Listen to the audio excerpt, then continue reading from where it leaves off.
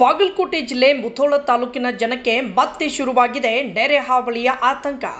ಮಹಾರಾಷ್ಟ್ರದಲ್ಲಿ ಸುರಿಯುತ್ತಿರುವ ಮಳೆಯಿಂದಾಗಿ ಹಿಡಕಲ್ ಜಲಾಶಯದಿಂದ ನಿರಂತರವಾಗಿ ನೀರು ಹರಿಬಿಡಲಾಗುತ್ತಿದೆ. ಇದರಿಂದ ತಾಲೂಕಿನ ಘಟಪ್ರಭಾ ನದಿ ತುಂಬಿ ಹರಿತಿದೆ. ಪರಿಣಾಮವಾಗಿ ಮುಧೋಳ ಯಾದವಾಡ ರಸ್ತೆಯಲ್ಲಿರುವ ಸಿದ್ದೇಶ್ವರ ಬ್ಯಾರೇಜ್ ಜಲಾವೃತಗೊಳ್ಳುವ ಹಂತದಲ್ಲಿದೆ. ಮಳೆ ಹೀಗೆ ಮುಂದುವರೆದರೆ ಮತ್ತೊಮ್ಮೆ ಮುಧೋಳದ ಜನತೆ ನೆರೆ ಪ್ರವಾಹದಿಂದ ತೊಂದರೆಗೆ ಒಳಗಾಗುವ ಸಾಧ್ಯತೆ ಇದೆ ಎಂದು ಮುಧೋಳದ ರವಾಸಿ ಮತ್ತು ಚಿಂತಕರು ಆಗಿರುವ ದೀಪಕ್ ಗಾಯಕ್ವಾಡ್ ತಮ್ಮ ಅಭಿಪ್ರಾಯ ತಿಳಿಸಿದ್ದಾರೆ. ನಮಸ್ಕಾರ, ನಾನು ಮುಧೋಳ ನಿವಾಸಿ. ಏನಪ್ಪ ಅಂದರೆ ಈ ಸಲನೂ ಘಟಪ್ರಭೆ ನದಿ ಪ್ರವಾಹ ಬರ್ತಾ ಇದೆ. ಬಟ್ 2019ರಾಗ ಘಟಪ್ರಭಾ ಪ್ರವಾಹ ಬಂದಾಗ ಭಾಳ ಜನರಿಗೆ ತೊಂದರೆ ಆಯಿತು. ಸುತ್ತಮುತ್ತ ಗ್ರಾಮಸ್ಥರಿಗೆ ಆಯಿತು, ಮುಧೋಳ ಮಂದಿಗೆ ಆಯಿತು. ಈ ಸಲನೂ ಮಳೆ ಜಾಸ್ತಿ ಇದೆ ಎಲ್ಲ ಕಡೆ. ಬಟ್ 2019 ಅದರಗತೆ ಆಗಬಾರ್ದು. ಒಂದು ಸ್ವಲ್ಪ ನದಿ ಪಾತ್ರದಲ್ಲಿರೋ ಜನಗಳು ಮತ್ತು ಸಾರ್ವಜನಿಕರು ಮತ್ತು ಆಸ್ತಿಪಾಸ್ತಿಗಳು ಸ್ವಲ್ಪ ಕಾಪಾಡಬೇಕು.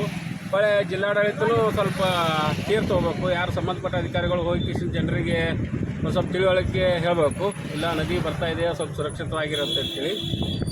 ಲಾಸ್ಟ್ ಟೈಮ್ 2019 ಆಗಬಾರ್ದು ಅಂತೇಳಿ ನಾನು ಜಿಲ್ಲಾಡಳಿತಕ್ಕೆ ಮನವಿ ಮಾಡ್ಕೊತೀನಿ ಅಷ್ಟೇ.